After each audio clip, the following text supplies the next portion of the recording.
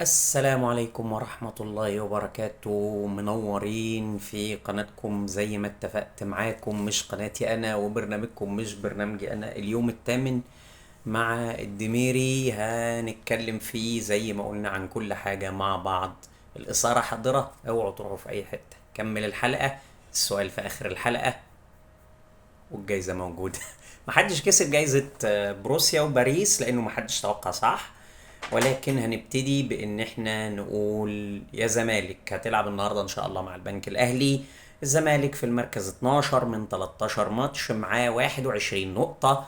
اما البنك الاهلي في المركز ال 15 من 19 ماتش، معاه 18 نقطة.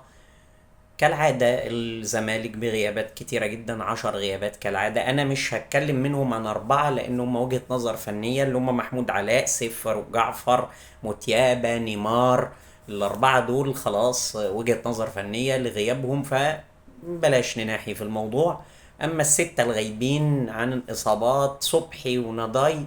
صبحي مزق في العضلة الضمة، نضاي شرحه. شيكابالا من الأمامية، دي مستشفى العضلات ولا إيه؟ أنا مش عارف. أوباما متراكم، لا ده سيف تراكم البطاقات. بالنسبة لأوباما، أوباما لسه ما كملش غير تمرينة واحدة كاملة. أما الأخ رؤى بيتعافى من إيه؟ من حفل الجواز، وعقبال أملتكم يا رب يعني. الأخ رؤى كان بيتجوز. يلا ربنا يهنيه ويهني سعيد بسعيدة من زمالك الكورة، اللي إن شاء الله يكسب النهاردة وياخد ال3 نقط ويستمر في النزاع على كل البطولات الممكنة. نقول للرضا هيكل في الفولي هتوحشنا يا كابتن رضا يا جميل، وقرارك احنا بنحترمه، والزمالك هيفضل بيتك ومفتوح طول العمر يا كابتني. طبعا زي ما قلت بروسيا وباريس، محدش كسب. محدش اصلا توقع ان بروسيا يكسب في سيجنال ايدونا بارك. 1-0 انتهى الماتش. نيكولاس اسمه صعب قوي، فولكوبرج ده انا مش عارف. مهاجم حلو قوي. إيه لما اتفرجت على الماتش موجود وبيضيع هو باريس برضه حلو. يعني الحق يتقال باريس كويس بس يتكلفت. يعني باريس عمل ماتش مقبول. في كرة في الدقيقة 51، حكيمي ومبابي، كرة غريبة جدا، كرة يعني بقى فكرتني بعرض المدعو زيزو. ربنا ما يعيدهاش ايام. اما برضو بالنسبة لمدافعين باريس، فمدافعين باريس فيهم لقطات من السذاجة كبيرة جدا. في اتنين مغطيين التسلل في الجون اللي دخل في الدقيقة 36. آه الدوري المصري برضو ما نقدرش ننسى انه كان في امبارح كلاسيكية من كلاسيكيات الكورة. الاسماعيلي اتغفل يا رجاله، اتغفل يعني عايزين نقول انه 32 دقيقه لعب تعاوني جدا.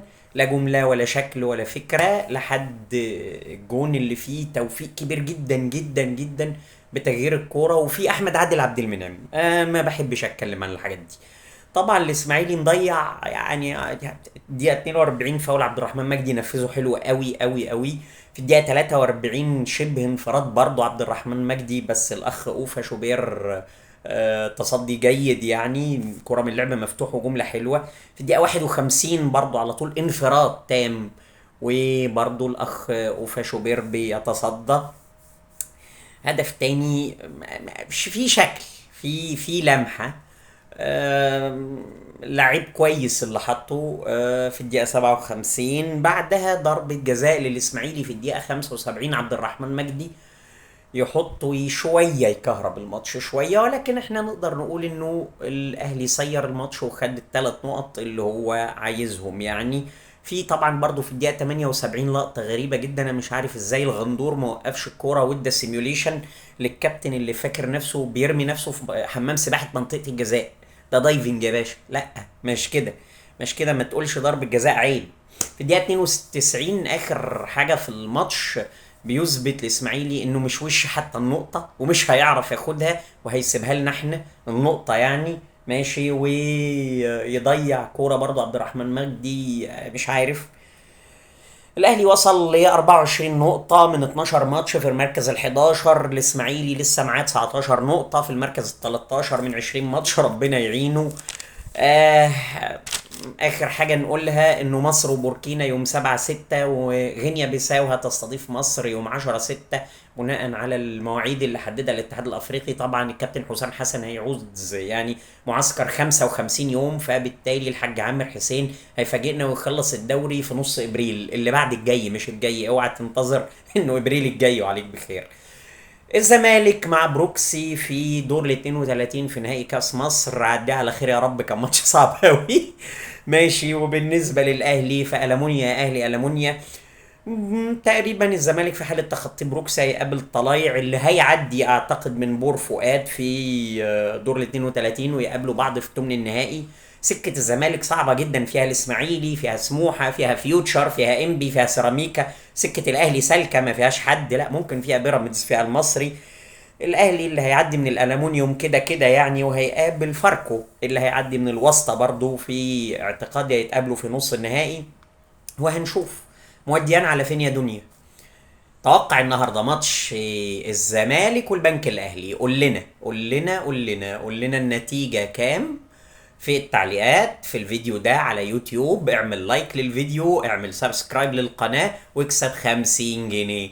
الدميري ما زال يضحي. طالما ما كسبتش 25 من بروسيا وباريس، اكسب مع الزمالك 50. تضحيات لا منتهيه من الدميري مع الزمالك. رقم واحد.